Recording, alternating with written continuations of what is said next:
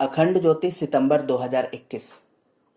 अशरीरी आत्माओं से मिलता है सहयोग। मरण और पुनर्जन्म के बीच की अदृश्य सूक्ष्म कड़ी अपने में कितनी ही रहस्यमयी विलक्षणताओं को समाहित किए हुए है। सूक्ष्म शरीरधारी आत्माओं की इस दुनिया में ही भूत, प्रेत और पितर जैसी योनियां निवास करती हैं। इनमें से कितनी ही अदृश्य आत्माएं आपातकालीन परिस्थितियों में अपने स्नेह पात्रों का सहयोग करती हैं या उन्हें उचित मार्ग पर लाने के लिए प्रयत्नशील रहती हैं। ऐसी ही एक घटना जर्मनी के स्ट्रमवर्क की है।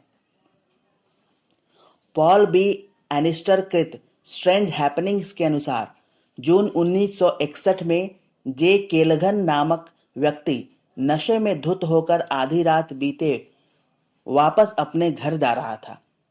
इतने में पीछे से आवाज आई, रुको। वह आवाज एक नारी की थी। केलघन का नशा गायब हो गया क्योंकि वह आवाज उसकी मां की थी, जो कुछ वर्ष पूर्व ही दिवंगत हुई थी। मां के अदृश्य स्वर गूंज उठे, बेटा, तुमने नशे में अपनी समूची संपत्ति बर्बाद कर दी है। तुम्हें नहीं मालूम कि तुम्हारे इन कारनामों से मरणोपरांत भी मुझे कितना कष्ट होता है। केलघन ने तत्क्षण संकल्प किया कि उस दिन से वह शराब कभी नहीं पिएगा, लेकिन मां की प्रत्यक्ष उपस्थिति का प्रमाण जानने के लिए उसने कहा, यदि तुम मेरी मां हो तो अपने स्पर्श द्वारा मुझे आभास कराओ। मैं सभी बुरी आदतों को छोड़ देने का प्रण करता हूं। इतना कहना था कि केलघन के सिर पर मां का ममता भरा हाथ महसूस हुआ, जो उसे स्पष्ट रूप से आश्वस्त कर रहा था, साथ ही उसकी पीठ को सहला रहा था, मानो वे कह रही हों कि बेटे, हम सदैव तेरे साथ हैं, तू आगे बढ़। मां ने पीठ पर जिस जगह अपना हाथ रखा था, उसके निशान कमीज पर उभर आए। घोर पियक्कड़ केलघन में अचानक कैसे सुधार हुआ, यह सबके लिए आश्चर्य का विषय बना रहा। वह अपनी बात सबको बताने लगा, लेकिन लोग हंसी मजाक में उसकी बात को उड़ा देते। केलघन जब अपनी कमीज पर अपनी मां के उभरे हुए हस्त चिन्ह को दिखाता, तब हर किसी के आश्चर्य का ठिकाना नहीं रहता। अनुसंधानकर्ता विज्ञानियों का कहना है कि किसी भी प्राकृतिक तरीके से ऐसे निशान नहीं बनाए जा सकते।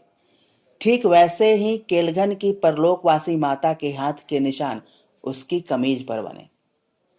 उस कमीज को आज भी लंदन के एक म्यूजियम में लोगों के दर्शनार्थ सुरक्षित रखा गया है। उसके नीचे इस घटना का संक्षिप्त विवरण भी लिखा हुआ है। इसी प्रकार की एक और घटना पश्चिमी जर्मनी के एक अनाथालय के संचालक एडवर्ड नेपल्स की है, जिसकी गणना बेहद ईमानदार और प्रामाणिक व्यक्तियों में की जाती है। उस अनाथालय के लिए उसका योगदान अप्रतिम था, लेकिन जीवन के अंतिम चरण में उसने अनाथालय की संपत्ति का एक बड़ा भाग चुपके से अपने नाम कर लिया था। कुछ समय पश्चात उसकी इस अप्रामाणिकता का भेद खुल गया। ट्रस्टियों ने उसके पुत्र के नाम कोर्ट में दावा ठोक दिया, परंतु उनके पास कोई प्रमाण नहीं था जिसके आधार पर यह सिद्ध हो सके कि एडवर्ड के पुत्र को प्राप्त संपत्ति अनाथालय की है। पुत्र को इस बात की पूरी जानकारी थी, परंतु न्यायालय में बयान देते समय उसने इस बात से स्पष्ट इनकार कर दिया कि उसके पिता से प्राप्त संपत्ति अनाथालय की है। जिस समय वह अपना बयान कोर्ट में दे रहा था, ठीक उसी समय एक विलक्षण घटना घटी। कोर्ट में एक तेज आवाज गूंजी तथा एक तमाचा लड़के के गाल पर पड़ा। यह दृश्य देखकर सभी लोग आश्चर्यचकित थे। लड़के को यह समझते देर नहीं लगी कि उसके गाल पर जड़ा गया तमाचा उसके पिता का है। उसने अपनी गलती स्वीकार कर ली और अनाथालय की सारी संपदा वापस कर दी। जीवन काल में जिनसे सघन आत्मीयता जुड़ी रहती है, मरणोपरांत भी इन प्रियजनों का सहयोग अशरीरी आत्माएं करती देखी गई हैं।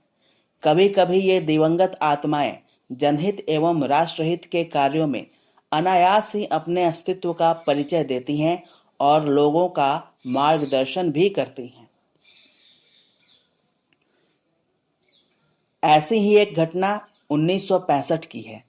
भारत और पाकिस्तान के मध्य युद्ध चल रहा था।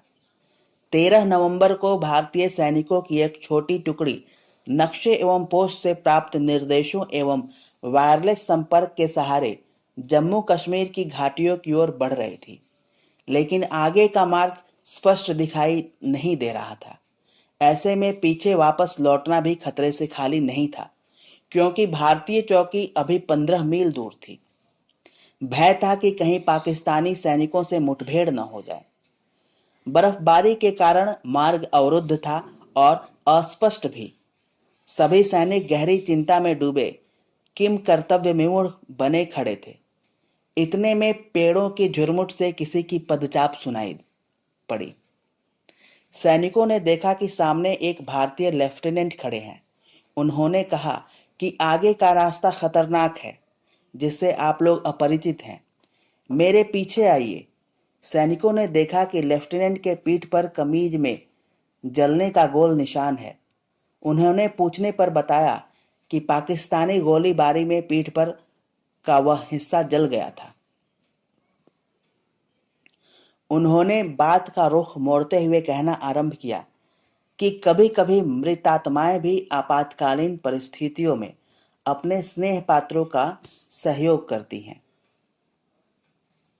इस विषय पर बात चलती रही। तब तक सामने चौकी आ गई।